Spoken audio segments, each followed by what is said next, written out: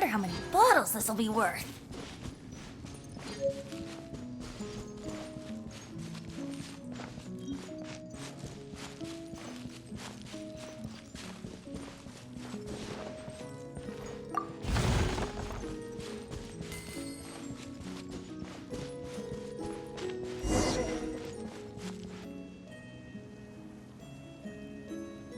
A long, long time ago, there was a young woman who ran away from home. After spending the last of her mora, she trod through the cold of winter, shivering in her threadbare clothes.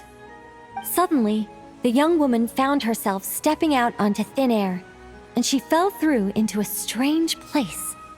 But before she could react, a voice rang out from somewhere in the distance. This is the secret home of Nicola Coco, the great mage everlasting. O destitute one, tell me your heart's greatest wish, and with my guidance, you shall attain it. Whoa! That was a strange voice. Nicola Coco. Who's that again? Do we know her?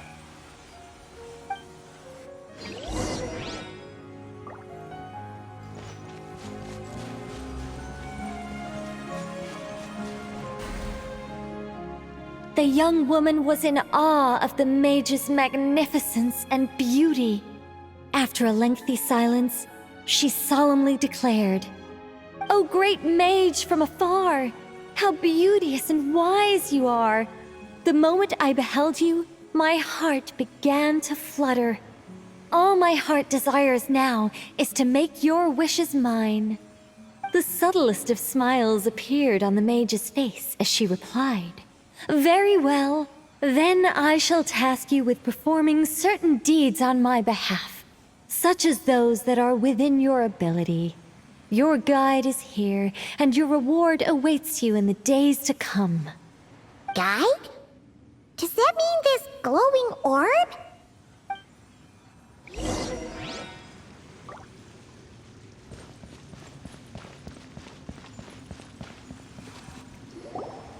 "Secret home," said the young wanderer, with a look of confusion on their face.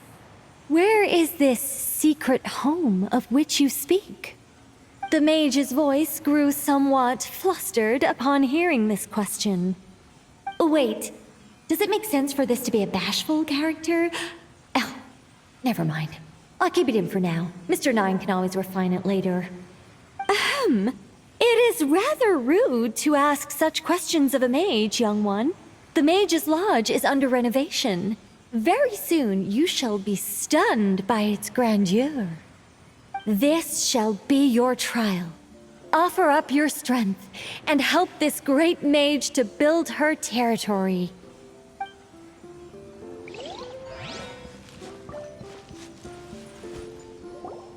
As the young woman continued forth, she noticed many exquisite statues dotting the mage's territory.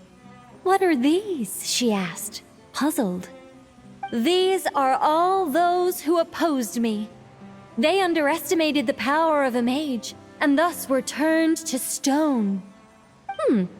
I quite like that. A spur-of-the-moment addition, but dare I say it was a good one. A mage ought to be a powerful and dangerous figure. Danger lends a certain mystique, and without mystique, the world would be a very dim place. But turning people to stone at the drop of a hat? Is that too over the top? And no one wants to be around someone that capricious. Okay, I think I'll dial it back and turn it into more of a vague warning. Upon hearing this, the youngster broke into a cold sweat. But then, the mage's laughter broke the silence. Did you fall for it? I was merely joking. These statues are just my way of capturing a certain moment in time. Anyway, statues. That's what I need your help with. The Mage's Lodge is feeling a little empty, and I should like to fill the space with some more adorable companions.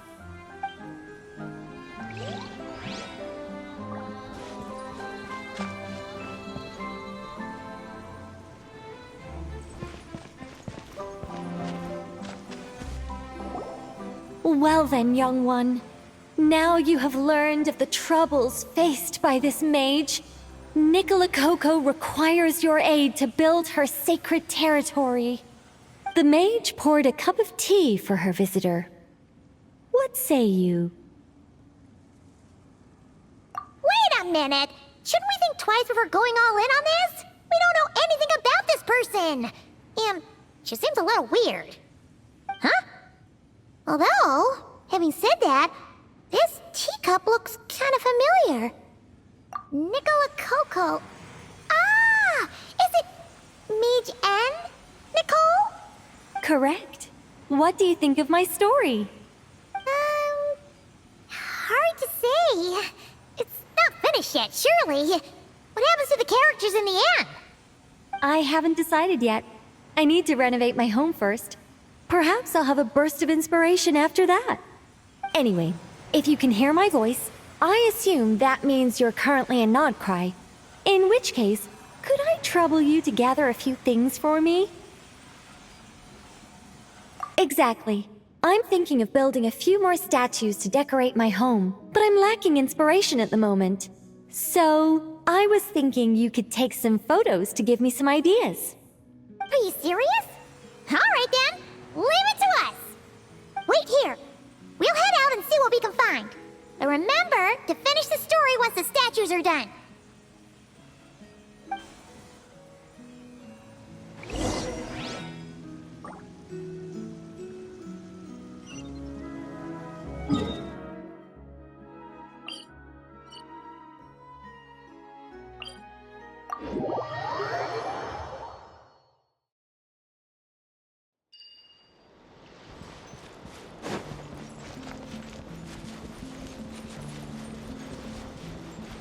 Hey, look over there!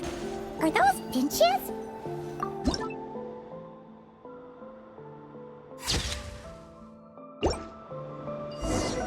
Let's see.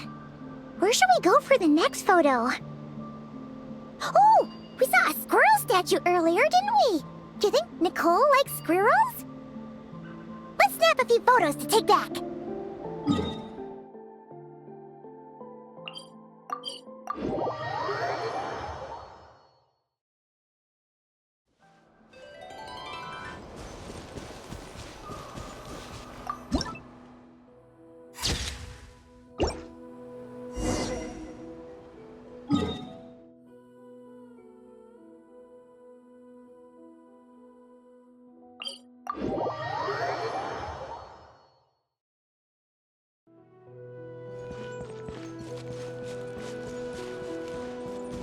Wouldn't gliding be faster?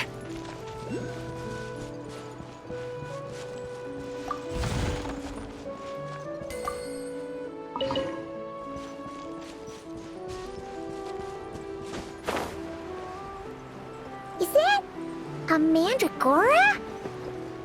Paimon thinks that would make a pretty fun statue.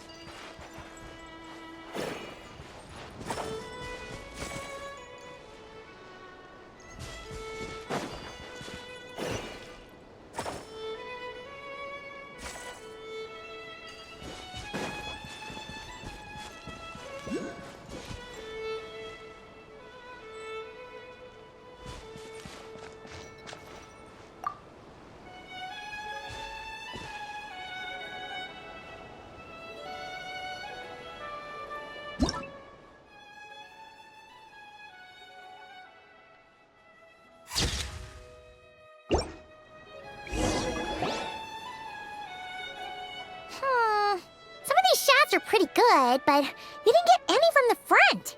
Let's wait for it to turn around. Yes! That's the one! That's the money shot! Ah! Help! Oh, that was scary. Paimon wasn't expecting it to jump us like that. Go on, Traveler. You got this!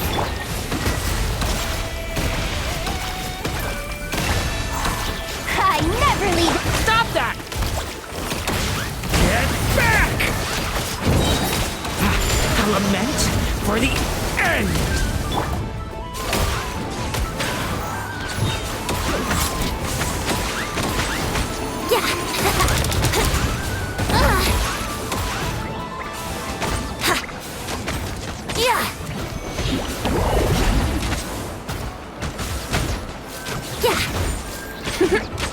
Here we go. What? Think you can get away?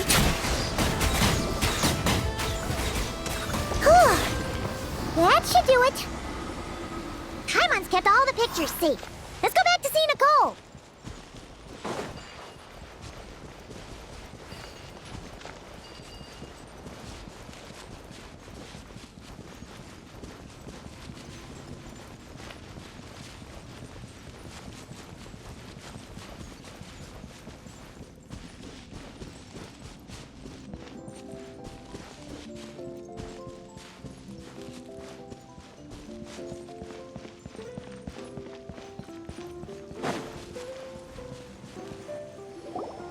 Hey, Nicole! We're back! That was quick. You two worked very fast. It's nothing. But, how do we get the photos to you? You can hold on to them for now. I'll be there in a couple of days. We can talk more about the statues then. Sure thing! See you in a couple days!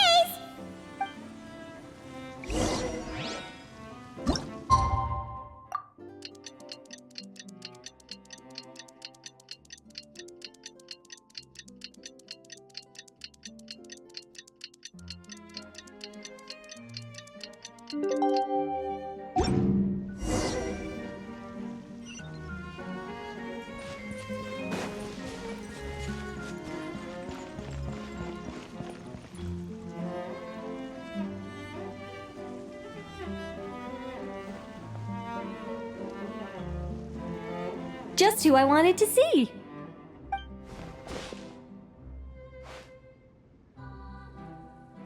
I'm delighted with the photos you took. Excellent source material. Now, I have all the carving tools ready to go. Would you like to try it together? Carving tools? You mean these blocks? That's right. The statues are inside the stones. All we need to do is remove any excess material. To make things a little easier for you, I've provided a guide on how the carving process works. Allow me to demonstrate. First, we make some big, bold cuts to carve out the general shape.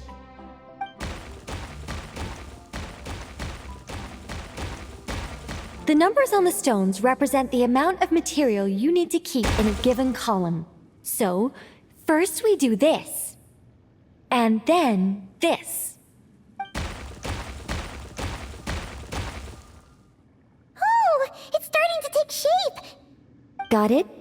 If you carve the blocks this way, you should be able to see the basic form. Then, you just need to add some finishing touches, and voila! Wait, what? It suddenly changed in the blink of an eye! How'd you do that? A great mage doesn't reveal her secrets that easily. Just behold, and be amazed. You got the basic carving process down, yes? Focus on that, and leave the finishing touches to me. Much obliged. Alright, let's give this a shot! What the? This is way more difficult than the one you walked us through! Oh, sorry, wrong one. That's the one I was going to work on. Yours is over here. Whew, well that's a relief.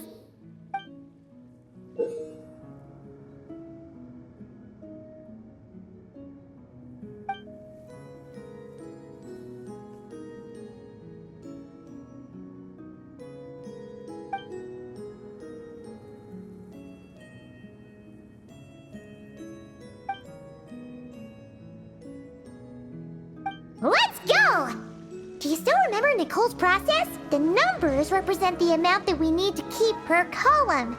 So, if the number is 0, that means we gotta remove the whole thing. And if it says 3, that means we just mark the whole thing as keep, right?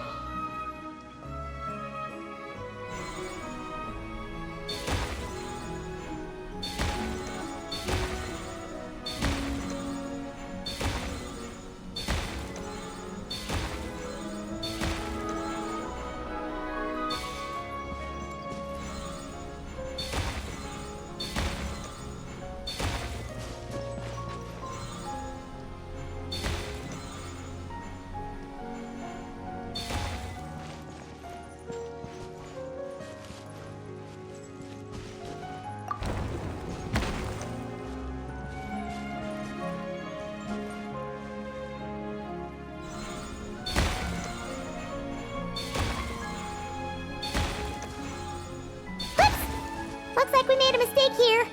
Reset and try again.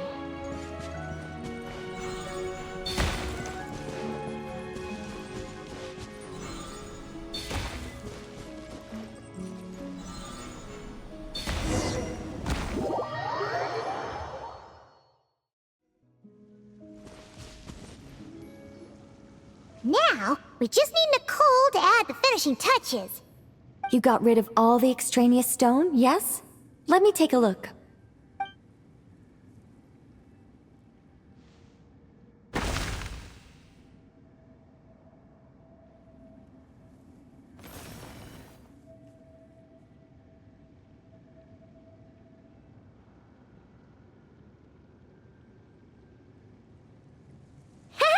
It's done! Oh, it's the Mage's Lodge! When did that get there? Is this the power of a mage? The young visitor's voice was filled with wonder. I am truly amazed. Aha! Finally, the story continues. So, what happened to the mage and her young visitor? They lived happily ever after. The end. Huh?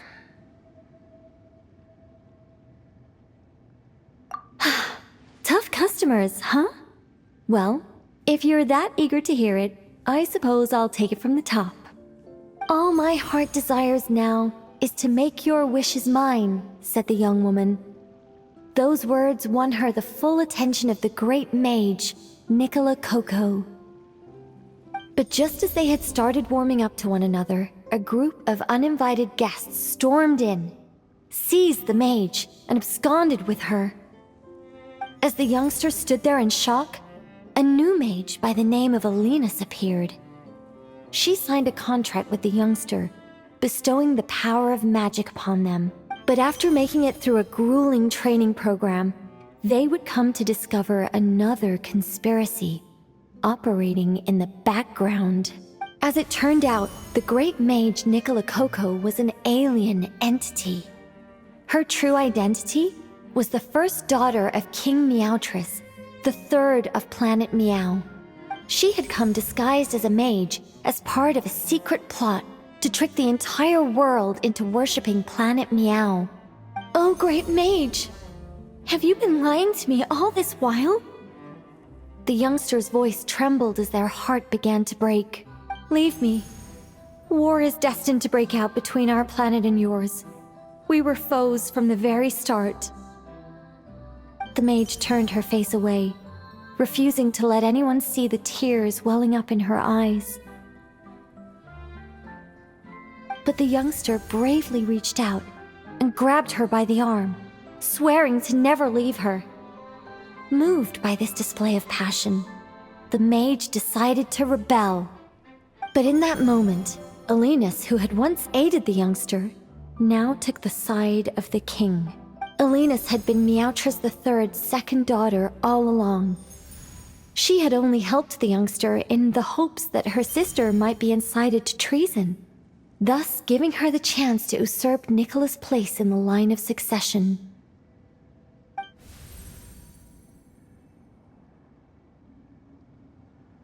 Anyway, that's the gist of it. In the end, the youngster, who by this point had turned into a cat, worked with the mage to successfully foil the king's plot. Then, they returned to the mage's lodge together and lived happily ever after in peace and quiet. The end. That was amazing! This story has everything! True love, rebellion against injustice. That can't be helped. All creations escape the controlling grasp of their creator eventually. We angels are a case in point. Once, we were tasked with guiding human beings, but because some of us chose a different path, our entire race was punished. If even the heavenly principles can't fully control their own creations, what chance do I stand? Fate is always ineffable, and yet, I still hope I can guide those I meet towards a happy ending to their tale. That applies to characters in my stories as well. Anyway, the story's over now, and I'm running a little low on energy. Next time I've got a good story to tell, I'll share it with you, all right?